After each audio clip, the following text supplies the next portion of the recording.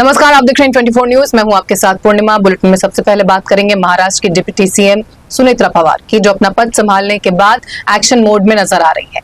इसी कड़ी में एनसीपी के तमाम वरिष्ठ नेताओं के साथ बैठक में सुनेत्रा पवार को पार्टी का राष्ट्रीय अध्यक्ष बनाने पर सहमति बन गई है। अब सुनेत्रा पवार सरकार में भूमिका के साथ ही संगठन की कमान भी संभालेंगी।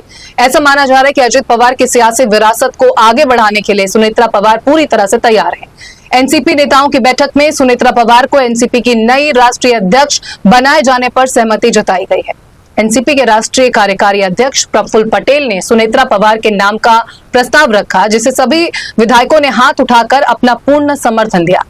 हालांकि सुनेत्रा पवार को आधिकारिक रूप से राष्ट्रीय अध्यक्ष बनाए जाने के फैसले पर 26 फरवरी को फाइनल मुहर लगेगी।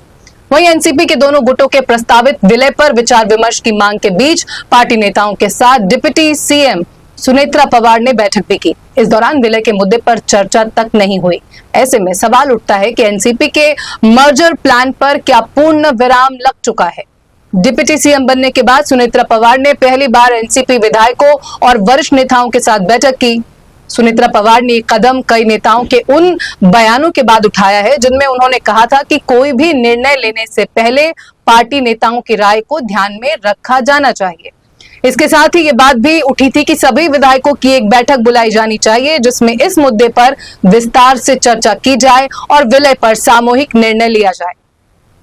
ये बात एनसीपी नेताओं के द्वारा लगातार उठाई जा रही थी, लेकिन एनसीपी के विलय के मुद्दे पर चर्चा भी नहीं हुई, यानी विलय का फैसला फिलहाल टाल दिया गया है। वहीं विधायकों को सख्त हिदायत दी गई है कि विलय के संबंध में बाहर मीडिया में कोई भी बयान न दे। डिप्टी सीएम सुनेत्रा पवार को पार्टी में भी लीड रोल देने की बात पर चर्चा जरूर हुई। एनसीपी की राष्ट्रीय कार्यकारिणी की बैठक 26 फरवरी को मुंबई में होने की उम्मीद है, जहां उनकी नियुक्ति की प्रक्रिया पूरी होगी। सुनेत्रा पवार की मौजूदगी में हुई बैठक में विधायकों ने उन्हें पार्टी संगठन को मजबूत करने और दिवंगत अजित पवार की विरासत को आगे बढ़ाने में अपना समर्थन देने का आश्वासन दिया।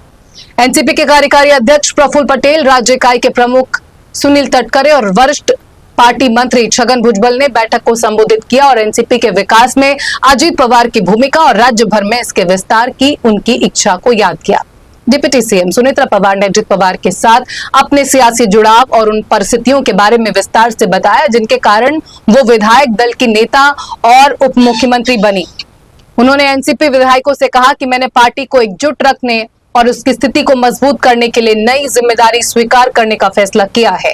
सुनेत्रा पवार ने साफ किया कि उनकी पार्टी एनडीए का ही हिस्सा रहेगी। वहीं एनसीपी के विलय पर शरद पवार गुट की सांसद सुप्रिया सुले ने भी अपनी प्रतिक्रिया दी है। उन्होंने कहा कि अजित पवार ने ये फैसला किया था और उनका फैसला उनके साथ ही चला गया।